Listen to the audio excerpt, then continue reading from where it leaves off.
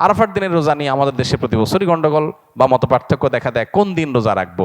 আইয়ামে আশরের মর্যাদা প্রতিটা দিন 1000 দিনের সমান, আর আরাফাতের দিন হচ্ছে 10,000 দিনের সমান। আরাফার দিবসের রোজা অবশ্যই আমরা রাখার জন্য আপ্রাণ চেষ্টা করি। আরাফার দিনে একদিকে হাজী সাহেবদের জন্য আমল, আরেকটা হলো যারা আরাফার ময়দানে নাই তাদের জন্য আমল।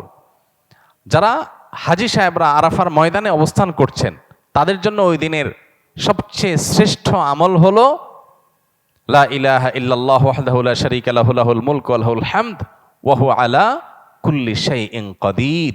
এটা মহব্বতের সাথে অর্থ বুঝে ধীরে ধীরে বারবার করে পড়তে থাকা, এটা হলো সবচেয়ে বেশি প্রয়োজনীয় কাজ। কেন? কারণ নবী করিম সাল্লাল্লাহু আলাইহি সাল্লাম বলেছেন যে খায়রুদ দুআ ইয়াউমি আরাফা, আরাফাত দিনের দোয়া হলো শ্রেষ্ঠ দোয়া।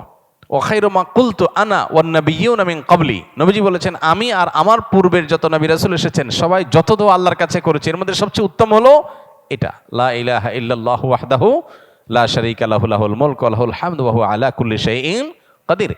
আল্লাহ ছাড়া সত্যিকারের কোনো মাবুদ নাই, লা ইলাহা ইল্লাল্লাহ ওয়াহদাহু লা শারীকা লাহু, তিনি একক এবং তার কোনো শরীক নাই। লাহুল মুলক ওয়া লাহুল হামদ, রাজত্ব এবং প্রশংসার অধিকারী একমাত্র তিনি। ওয়া হুয়া আলা কুল্লি শাইইন কাদির, তিনি সব কিছু করতে সক্ষম। বাহ্যিক দৃষ্টিকোণ থেকে এই বাক্যগুলোর মধ্যে কোনো প্রার্থনা নাই, তাহলে এগুলোকে দোয়া বলা হচ্ছে কেন? সেটা নিয়ে অনেক আলাপ আছে এবং মুহাদ্দিসিনে কেরাম একমত যে এইগুলো দোয়া। এখানে আল্লাহ রাব্বুল আলামিনের কাছে পরোক্ষভাবে নিজের চাওয়াকে পেশ করা হচ্ছে, আল্লাহর শক্তিমত্তার কথা জাহির করে আল্লাহর কাছে নিজের সবকিছুই নিবেদন করা হচ্ছে পরোক্ষভাবে, এটাও দোয়াই। তো এটা হলো আরাফার ময়দানে যারা হাজির অবস্থান করবেন তারা সবচেয়ে বেশি পড়বেন। অনেক উলামা ইকরাম অবশ্য বলেন যে এই দোয়া অর্থাৎ লা ইলাহা ইল্লাল্লাহু ওয়াহদাহু লা শারীকা লাহু লাহুল মুলকু ওয়া লাহুল হামদু ওয়া আলা কুল্লি শাইইন কাদির, আরাফার দিনে আরাফার বাইরে যারা পৃথিবীর বিভিন্ন প্রান্তে গায়রে হাজি যারা আছি তারাও পড়তে পারেন, বরং আরাফার দিনে তাদের এটা পড়া উচিত এবং এ ব্যাপারে অনেকে রেকমেন্ড করেন। তাহলে একটা করণীয় পেলাম, লা ইলাহা ইল্লাল্লাহু ওয়াহদাহু লা শারীকা লাহু, এটা পড়া। এবং আরাফাতের দোয়াকে সবচেয়ে শ্রেষ্ঠ দোয়া বলা হয়েছে, এই জন্য হাজী সাহেবরা বিশেষ করে যারা সেখানে অবস্থান করছেন ওই দিন একবারে সূর্য ডুবা পর্যন্ত, জোহর থেকে নিয়ে সূর্য ডুবা পর্যন্ত পুরো সময়টা দোয়ার ভিতরে ডুবে থাকা, এটা হলো সবচেয়ে বড় কাজ। আর যারা আরাফায় নাই, আরাফার বাইরে আছে, যারা হজে যাচ্ছেন না, তারা আরাফার দিনটাতে তারা রোজা রাখবেন। আরাফার দিনের রোজা নিয়ে আমাদের দেশে প্রতি বছরই গন্ডগোল বা মতপার্থক্য দেখা দেয়, কোন দিন রোজা রাখবো।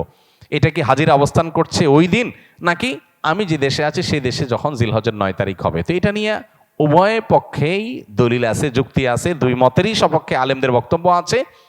সেক্ষেত্রে তুলনামূলকভাবে আমি যে দেশে আছি সেই দেশে জিলহজের 9 তারিখটা হলে সেটাকে আরাফার দিন হিসাবে, আরাফার দিন যদিও বাহ্যিকভাবে মনে হয় যে আরাফার ময়দানের সাথে সংশ্লিষ্ট, কিন্তু আসলে এই যে দিনগুলা ইয়াউমুত তারবিয়া, ইয়াউমে আরাফা, ইয়াউমুন নাহার, ইয়াউমুত তারবিয়া বলা হয় জিলহজের 8 তারিখকে, ইয়াউমুল আরাফা বলা হয় জিলহজের 9 তারিখকে, ইয়াউমুন নাহার বলা হয় জিলহজের 10 তারিখকে।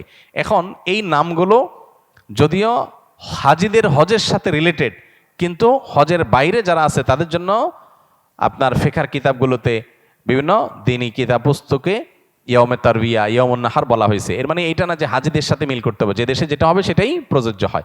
তো সেই আলোকে ইয়াউমে আরাফা আপনি যেখানে অবস্থান করছেন সেখানকার 9 তারিখ হিসাব করে রোজা রাখতে পারেন। যদি আপনার কাছে বেশি মনে হয় যৌক্তিক যে না হাজিদের অবস্থানের সাথে মিল করে রাখাটা, যেহেতু নামের মধ্যেই ইয়াউমে আরাফা আছে, অতএব ওইটা আমি রাখবো, তো সেক্ষেত্রে আমি সেটা করতে পারেন, কোনো অসুবিধা নেই।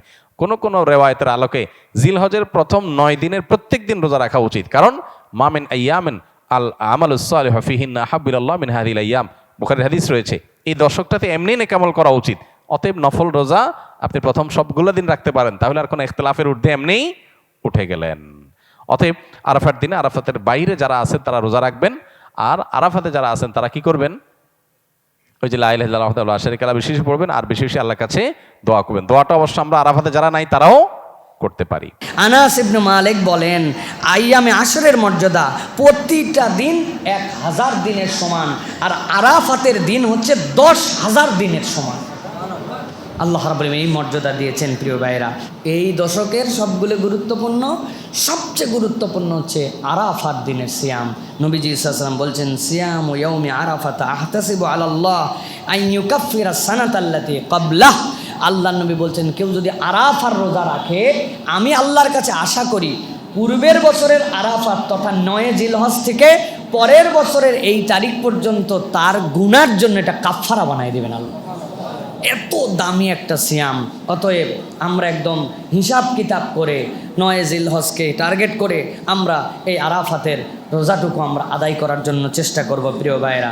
আর বেশি বেশি আমরা আল্লাহু আকবার, আল্লাহু আকবার, লা ইলাহা ইল্লাল্লাহ, আল্লাহু আকবার, আল্লাহু আকবার, ওয়ালিল্লাহিল হামদ, এইটা আমরা পড়তে থাকবো প্রিয় ভাইয়েরা। মোবারক এই জিলহজ মাসে আরাফার দিবসের রোজা অবশ্যই আমরা রাখার জন্য আপ্রাণ চেষ্টা করি।